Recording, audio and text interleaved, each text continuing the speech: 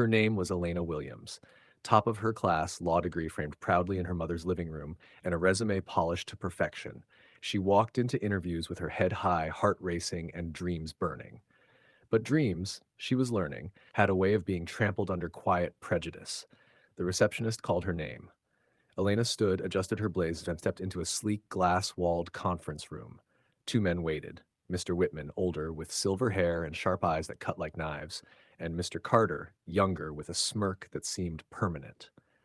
Mr. Whitman, so Alina, impressive credentials, dean's list, top internships. But tell me, do you really think you'd fit into our company's culture? If by culture you mean professionalism, integrity, and results, then yes, I'd be more than comfortable. Mr. Carter, well, we'll be in touch. Her stomach sank. She knew what that meant. Another polite dismissal, another no wrapped in fake politeness. Weeks blurred into months. Rejection letters stacked higher than her textbooks ever did. Some firms didn't bother replying. Others sent copy-paste rejections. Not the right fit. Overqualified. We've decided to move in another direction. At night, Elena lay awake, staring at her ceiling, questions circling like vultures. Was it her answers, her handshake, her suit? No. Deep down, she knew. It wasn't her skills they doubted. It was her skin. One evening, she broke down at the kitchen table. Her mother, Margaret, sat across from her, strong as always. Elena, Mom, I do everything right, and it's still never enough. What more do they want from me? The problem isn't you, baby. It's their blindness. Don't let their rejection make you reject yourself. Her little brother Daniel, only 12, slipped notes under her door at night. One said in shaky handwriting, "Don't quit, sis. You're my hero." She pressed it against her chest, tears soaking the paper. That scrap of hope was worth more than every rejection letter combined. If you've ever been dismissed before people even gave you a chance, drop a comment below. Your story matters. And don't forget to like and subscribe so more people see stories like this. The rejections didn't stop, but something inside Alina shifted. She was tired of shrinking, tired of swallowing humiliation with a polite smile. If they wanted to test her, she would not break. At a downtown corporate law firm, she sat across from Mr. Carter again, the same smirk on his face, the same dismissive tone. Mr. Carter, tell me, Alina, do you really think you can handle high-pressure corporate cases? Elena met his stare, voice steady but sharp. Elena, I've been under pressure my entire life, Mr. Carter, and I'm still standing. For the first time, his smirk cracked. Another day, another interview.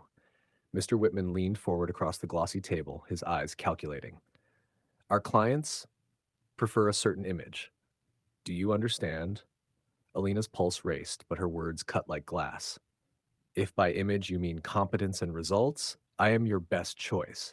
If you mean something else, maybe you should question your definition of professionalism. The silence in the room was suffocating. Elena didn't wait for the rejection. She stood, smoothed her blazer, and walked out with her dignity intact. But outside those glass towers, the whispers were growing. Her former classmates from university gossiped. She's still unemployed? Friends stopped returning her calls. Even neighbors hinted at her mother. Maybe Alina should lower her standards. Margaret never wavered, but Alina felt the weight of eyes judging her, doubting her, dismissing her. One night, staring at her reflection in the bathroom mirror, Alina whispered a promise to herself. Alina, no more shrinking. I will not beg for a seat. If they won't open the door, I'll build my own table. Her eyes, still wet with tears, hardened with fire. Have you ever had to remind yourself of your worth when no one else did? Hit that like button and subscribe because this channel is for you. The fight wasn't just in the interview rooms, it was in her spirit. Every rejection was a bruise. Every fake smile from an interviewer was a knife. But Elena had learned one thing. She could bleed and still keep moving. At a flashy tech startup, she sat across from a CEO barely old enough to rent a car. He skimmed her resume like it was a grocery list. CEO, you're qualified, sure, but we're building a brand. Our image is everything. Honestly, I'm not sure you represent the look we're going for. Elena forced a smile that could cut steel. Elena, then maybe your brand isn't ready for results. She stood up and left before he could dismiss her. At a consulting firm, another interviewer spun his pen lazily between his fingers. Interviewer, you've got strong grades, but tell me honestly, why would someone like you want to work here? Elena leaned forward, eyebrow raised. Someone like me? Do you mean someone qualified, dedicated? Or do you mean someone who doesn't look like you? The smirk slid right off his face. For once, she didn't walk out feeling powerless. She walked out, leaving him rattled. But nights were still the hardest. Behind her brave words and sharp comebacks, the silence of her room echoed louder than any rejection. She curled up on her bed, Daniel's little notes scattered around her like tiny shields. Don't quit. You're my hero. Keep going, sis. She whispered them like prayers, clutching one to her chest until her tears blurred the ink. And in those quiet hours, something was reborn in her. Not just survival, defiance. Somewhere between the sobs and the scribbled notes, a fire lit inside her. If Elena's fight reminds you of someone strong in your life, leave a comment and subscribe, because resilience deserves to be seen. The phone rang on a rainy afternoon. Elena almost didn't answer. It had become second nature to expect rejection.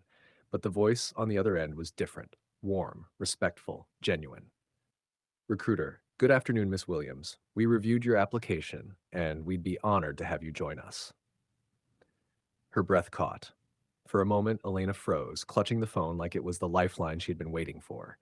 Tears slipped down her cheeks before she could stop them. Elena, I was always ready. Thank you for finally seeing me. Her first day at the new firm felt surreal. Sunlight poured through the glass walls as if the whole building was welcoming her. Colleagues shook her hand, not with pity, but with respect. She moved through the halls with her head high, her heels clicking like a drumbeat of victory. At her desk, she placed her mother's photo by the computer. Then she tucked Daniel's note, Don't quit, sis. You're my hero, into her bag. She touched it like armor, smiling through the tears. Every rejection, every insult, every whispered doubt had built this moment. She hadn't just earned a job, she had claimed her place. If Elena's story gave you chills, like this video, drop a comment and subscribe for more stories of resilience, justice, and triumph.